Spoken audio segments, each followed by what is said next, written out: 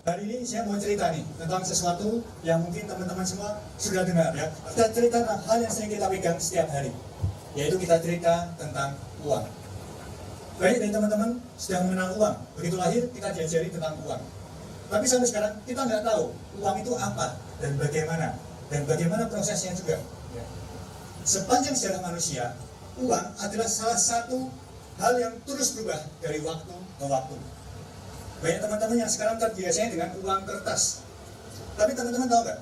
Uang kertas itu pernah disebut dengan scam. Uang kertas itu pernah gagal di dinasti Tang. Uang kertas itu pernah sampai nggak berlaku, sampai dibakar. Kita perlu melihat jauh ke belakang, kita melihat sejarah pertama yaitu barter. Kita mulai bicara tentang suatu kemampuan, misalnya saya bisa membuat rumah, orang lain bisa bertani membuat makanan, bisa tukeran. Saya bangunin rumah buat kamu, kamu suplai makanan buat saya. Sejarah interaksi manusia pertama kali dari situ.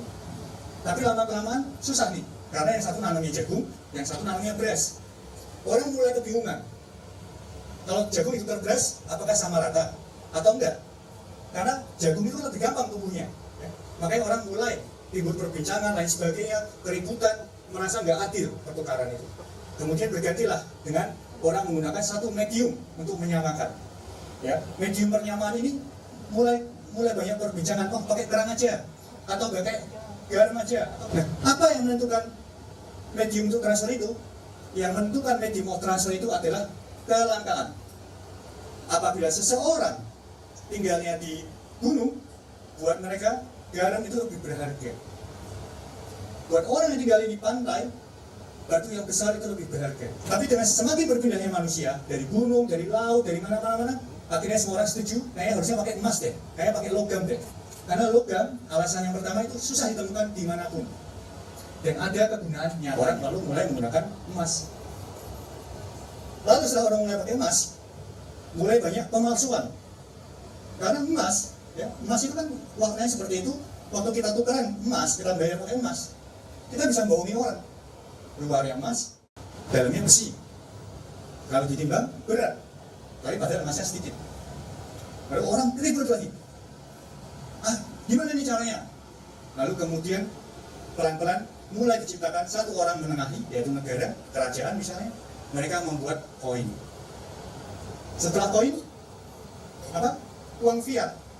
Teman-teman harus tahu, uang fiat pertama kali itu ada, itu di dinasti Tang. Prosesnya, ada banyak koin yang berlaku saat itu, koin dinasti Tang. Orang mulai transaksi, karena dinasti Tang itu transaksinya menggunakan silk road. Ya. Nggak cuma di Cina aja, di berbagai negara sekitar Cina. Bahkan transaksi dengan Nusantara. Nah, kalau transaksi harus bawa keping-keping uang dalam jumlah besar dari timur ke barat, itu kan nggak aman. Anda bawa peti-peti emas, belum sampai tujuan, dirampok. Makanya kemudian diciptakanlah uang terbang. Apakah berhasil? Berhasil sesaat, tapi kemudian gagal total. Tapi uang dinasti Tang itu yang pertama kali sempat tersebar ke Eropa, sempat tersebar kemana-mana, tapi gagal total. Kenapa gagal? Karena ada pemalsuan. Karena dinasti Tang sendiri pada akhirnya mencetak terus-terusan sampai akhirnya tidak bernilai. Ya. Tapi pada akhirnya satu dunia lama-lama mulai merasa, tapi kok koin susah banget ini, biasanya kita pakai uang kertas. Tapi keamanannya ditingkatkan. Sampai pada masa 20 tahun lalu, waktu saya kerja. Uang kertas dipakai di mana-mana, pengamanannya terus ditingkatkan. Uang kertas kemudian mulai berubah, nggak lagi murni kertas, tapi mulai pakai apa? Plastik. Hari ini saya akan bicara masalah teknologi, tentang alat tukar. Ya. Kemudian tadi setelah kita bicara tentang fiat ya, kemudian ada orang yang bilang, kalau sekarang kan eranya e-money, sekarang eranya QR, sekarang eranya kartu kredit. Apakah itu perubahan bentuk uang? Saya nggak mengatakan itu perubahan bentuk uang. Saya mengatakan itu perubahan bentuk bayar. Kenapa? Karena kartu kredit, e-money, QR atau apapun itu masih terhubung dengan sistem fiat yang sekarang, sistem uang kertas yang sekarang. Jadi masih sama aja. Itu cuma cara bayaran yang lebih cepat. Ya. Saya merasa perubahan evolusi alat tukar berikutnya adalah mata uang digital. Jadi bukan payment digital, tapi mata uangnya yang berubah menjadi digital. Nah, hari ini saya ambil contoh Bitcoin. Kenapa saya pakai contoh Bitcoin? Karena Bitcoin adalah salah satu yang paling gampang dipahami. Bitcoin secara market cap itu ada di posisi 9 besar dunia. Nomor satunya apa? Nomor satunya emas. Ya, nomor duanya apa? Ada sahamnya Microsoft. Nomor tiganya ada sahamnya Apple. Ya, ini kita bicara market cap ya, market cap. Ya, nilai uang. Nah, Bitcoin itu nomor 9. Nomor 8-nya perak. Saat kita bicara mata uang digital, saat kita bicara kripto, saat kita bicara Bitcoin, mungkin teman-teman pernah mendengar kalau Bitcoin itu tercipta tahun apa? 2009. Dibuat dari white papernya Satoshi Nakamoto. Ya kan? Mata uang digital seperti kripto, seperti Bitcoin itu kemunculannya juga puluhan tahun. Teknologi ini pertama kali mulai banyak dibicarakan, mulai banyak di research, mulai ada paper yang membicarakan teknologi ini dimulai dari 40 tahun lalu, tahun 1982 dari seorang peneliti David Chaum. Ya. Kemudian sampai ke tahun 2009. Ya. Ini ada filmnya yang bisa dilihat, di mana setiap peneliti menyumbangkan satu komponen yang berbeda. Teman-teman harus tahu, setiap inovasi itu timbul berdiri dari inovasi yang lain. Tidak beda dengan Bitcoin. 1982, David Chaum membuat eCash, Block Signature for Untraceable Payment. Apakah berhasil? Sebagian komponennya jalan, sebagian gagal. Kemudian 1997, Hashcash, teknologi kriptografi. 98 diciptakan Nicky Szabo, diciptakan Bitcoin dan lain sebagainya. Ya. Inovasi-inovasi sebelum ini semua gagal karena ada kelemahan. Baru di tahun 2009 ada seorang Satoshi Nakamoto, dia menggabungkan berbagai konsep inovasi yang sebelumnya, kemudian tercipta white paper Bitcoin yang dikenal dari pakai hingga sekarang. Ya. Bitcoin pun sama. Nah, kalau kita bicara mengenai Bitcoin, tentang konsep daripada Bitcoin ini, yang salah satu hal yang membuat Bitcoin ini sangat populer itu adalah konsepnya yang terdesentralisasi. Membuat konsepnya di mana Bitcoin dapat ditransaksikan dengan aman dan cepat, dan membuat sebuah sistem seseorang bisa saling transaksi dan transaksinya dapat di-scale up, dapat ditransaksikan dengan cepat. Tapi apakah tiba-tiba Bitcoin seperti itu? Enggak juga. Bitcoin pertama kali keluar tahun 2009 sampai 2011, Bitcoin itu keluar dalam sistem yang cacat. Ya, sistemnya cacat. Dia bisa transaksi, cuma bisa 7 transaksi per detik, sehingga nggak begitu populer menjadi alat payment. Sistemnya cacat. Tapi Bitcoin itu open source. Setiap developer bisa ikut menyumbang bagaimana protokol itu dikembangkan. Kemudian hingga sekarang, makanya Bitcoin bisa transaksi puluhan ribu transaksi per detik. Ini tadi saya sebutkan, inovasi yang satu berdiri di atas inovasi-inovasi lain. Jadi mata uang digital ini terus berkembang. Bahkan sekarang IMF mengatakan kalau untuk mempercepat ekonomi di Pasifik itu harus menggunakan mata uang digital stablecoin. Ya. Tapi untuk menuju ke arah sini itu perlu waktu yang lama. 40 tahun dari kita bicara sejarah. Bitcoin sendiri umurnya 10 tahun dan terus disempurnakan. Yang membuat kenapa inovasi ini luar biasa, Bitcoin luar biasa itu adalah karena blockchain. Ya. Jadi Bitcoin ini sebenarnya berangkat dari blockchain-nya. Blockchain adalah teknologi yang mendasari cara kerja Bitcoin. Transaksi yang peer-to-peer, desentralisasi, data sharing, ya.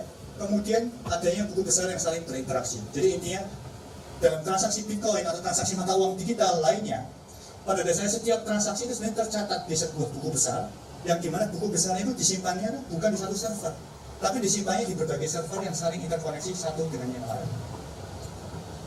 Teknologi ini disebut dengan teknologi DLT. Ya, ini ada delay sedikit. Teknologi DLT inilah yang menggerakkan mata uang digital seperti Bitcoin. Teknologi ini pada dasarnya programmable, sifatnya unanimous, jadi setiap server harus setuju dalam pengupdatean data, sehingga pada saat saya transaksi dengan orang lain, kalau saya sudah bilang saya transfer, orang lain akan tercatat benar-benar terima. Nggak ada yang bisa membantah, dan nggak ada yang bisa ngomong saya nggak terima, karena datanya saling interchangeable. Ya. Dan sifat datanya timestamp-nya universal.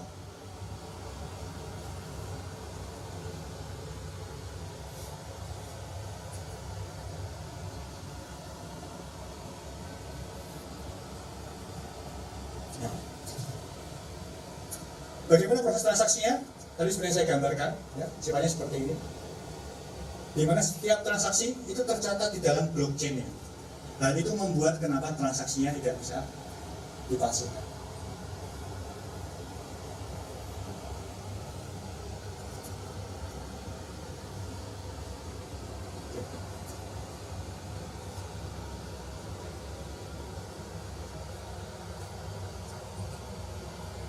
Nah, mata uang digital ini inovasinya terus berkembang. Yang terbaru sekarang ada namanya ETF Bitcoin Spot. Itu seperti reksadana.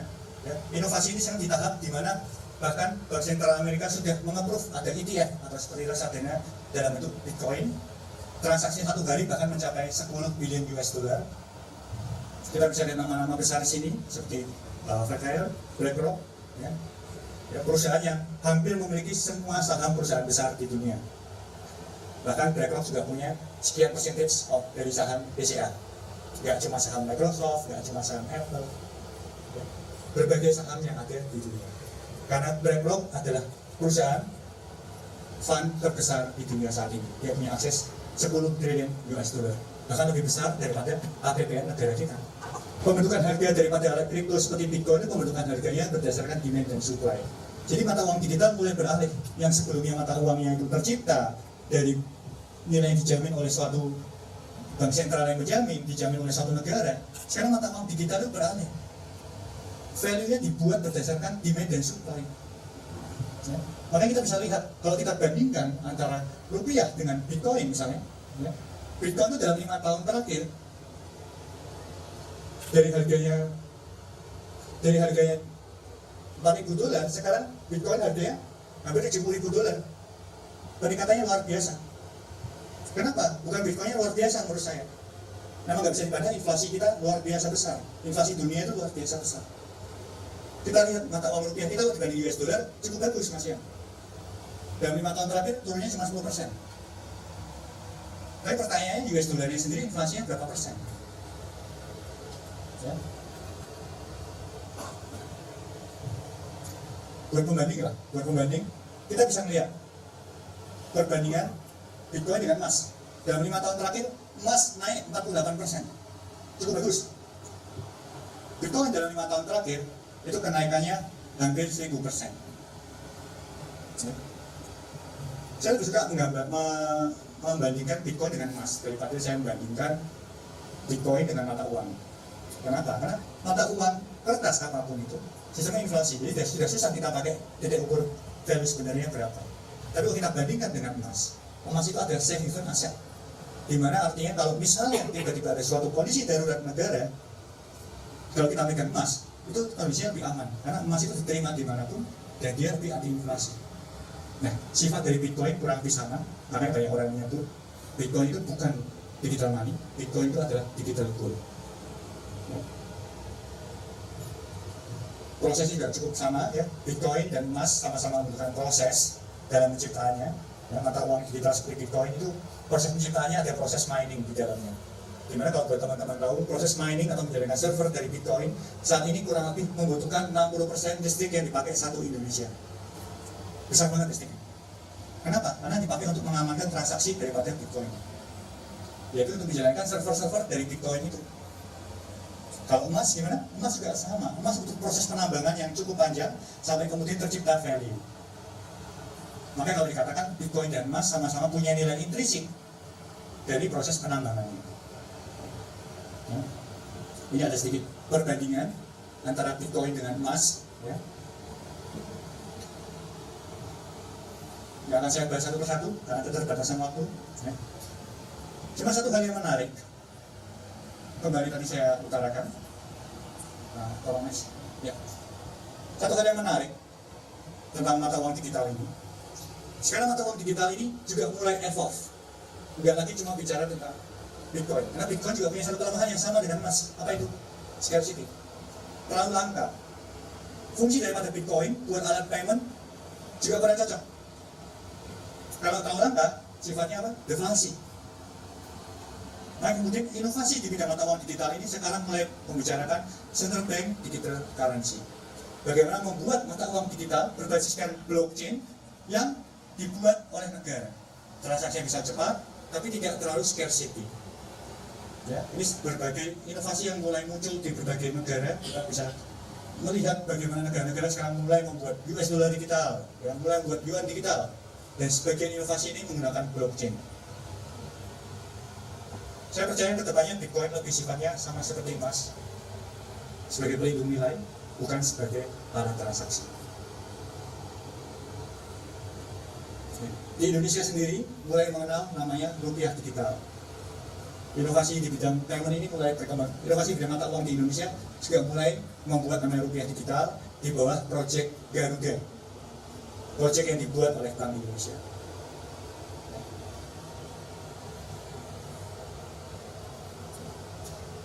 Satu hal yang ingin saya tutup sebelum saya tutup acara ini adalah kita harus tahu satu hal. Di dalam kehidupan, semua itu nggak pasti. Semua itu nggak ada yang tetap. Nggak ada yang benar-benar selalu status quo. Dalam hidup, cuma ada satu hal yang pasti banget. Apa itu? Adalah perubahan. Perubahan adalah sesuatu yang pasti. Termasuk mata uang kita. Mata uang kita pun akan berubah. Karena itulah manusia bisa bertahan beribuan tahun lamanya. Dan saya percaya perubahan mata uang itu akan terjadi dalam tahun-tahun ini. Mungkin kita akan melihat inovasi berikutnya mata uang digital nggak lama. Hopefully kita semua bisa merasakannya. Sekian presentasi dari saya. Terima kasih.